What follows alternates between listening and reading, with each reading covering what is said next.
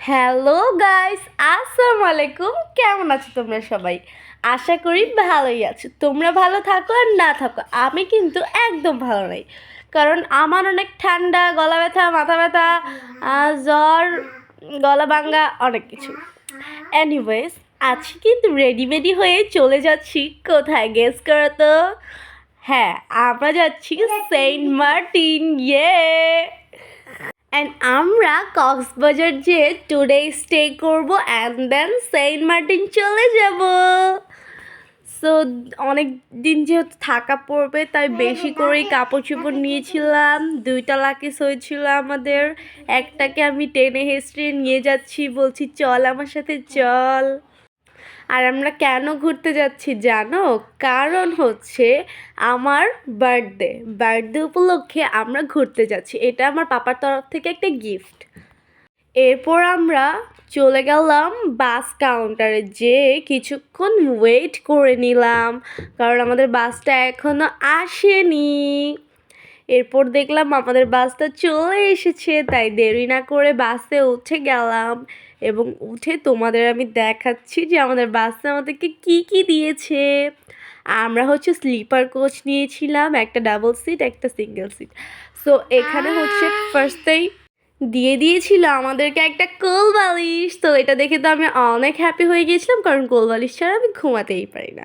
এরপর এখানে লাইট ছিল, 2টা কম্বল ছিল, 2টা মাথার বালিশ ছিল, এবং হচ্ছে আমাদেরকে পানির বোতল দিয়েছিল 2টা। এই সাইডে হচ্ছে গিয়ে উইন্ডো ছিল, তো এখান দিয়ে সুন্দর দেখা যাচ্ছিল রাস্তা, বাট এখান দিয়ে হচ্ছে একটুখানি ভাঙা ছিল, তো এটা খুবই বাজে লাগছিল দেখতে। এখানে আবার কস্টেপ মারা ছিল। এনিওয়েজ, আমাদের বাসটা কিন্তু অনেক হাইফাই ছিল। সো এই যে পাশের সিটে হচ্ছে আমার পাপা অ্যান্ড আমার ছোটো বোন বসে রয়েছে। আমার ছোটো বোন এখানে কেন যেন ফুলে গিয়েছিল, আই নো। তো আমরা সারা রাত একটুও ঘুমাই নাই, মজা করতে করতে গিয়েছি। আমরা অনেক ফান করেছি গাড়িতে বসে বসে। তো এরপর আমাদের সাথে একটা ঘটনা ঘটে। আমার পাপা হচ্ছে একটু নিচে নেমেছিল আমাদের জন্য নান অ্যান্ড গ্রিল কিনে আনতে। তখন আমাদের বাসটা ছেড়ে দেয়।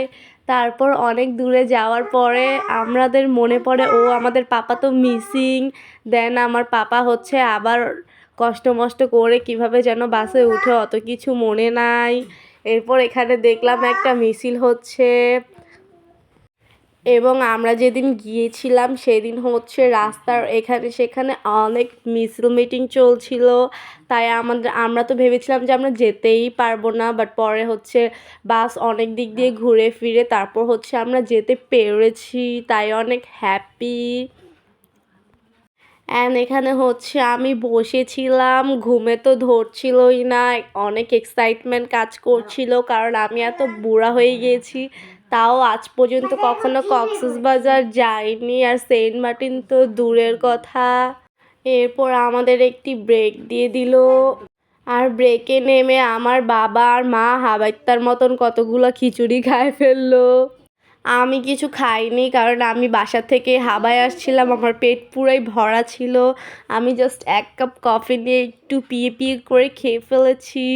এরপর আমরা আবার বাসে উঠে এবং আমি শুয়ে শুয়ে চাচ্ছিলাম যে যেন একটু ঘুমাই, বাট আমার তো ঘুমে ধরছিলই না। এরপর দেখি আমি শুয়ে শুয়ে ঘুমিয়ে গিয়েছি। তারপর একটু পরে চোখ খুলে দেখি যে এখানে খুব সুন্দর একটি সূর্য বের হচ্ছিল। তো এই জিনিসটা আমার কাছে খুবই ভালো লেগেছিল, তাই আমি আর না ঘুমিয়ে এটার দিকে একধারসে তাকিয়েই ছিলাম। এবং আমি ওই যে বললাম রাস্তায় অনেক মিছিল মিটিং চলছিল, তাই হচ্ছে আমাদের বাসটা অনেক রাস্তা দিয়ে ঘুরে গিয়েছে। তাই যেখানে আমাদের 9টার মধ্যে যে পৌঁছানোর কথা ছিল, সেখানে আমাদের যেতে যেতে 12টা বেজে গিয়েছিল। এনিওয়েজ, এরপর আমি বসে বসে একটু ঘুমিয়ে গিয়েছিলাম। ঘুম থেকে উঠে দেখি এত সুন্দর একটা সূর্য উঠে গিয়েছে এবং আমরা একটি নদীর উপর দিয়ে যাচ্ছি, ফ্লাইওভারের উপর দিয়ে। তো এরপর হচ্ছে আমরা আমাদের বাসটি কক্সবাজার এসে পড়ে, তাই আমরা বাস থেকে নেমে যাই। বাস থেকে নেমে আমরা একটি অটো করে নিই, কারণ আমাদের হোটেল আগে থেকে বুক করা ছিল, তাই কোনো কষ্ট হয়নি। এবং একটা কথা তো বলতে ভুলেই গিয়েছি, আমরা কিন্তু একা যাইনি, আমাদের সাথে গিয়েছিল আমার পাপার ফ্রেন্ডস এবং তার ফুল ফ্যামিলি।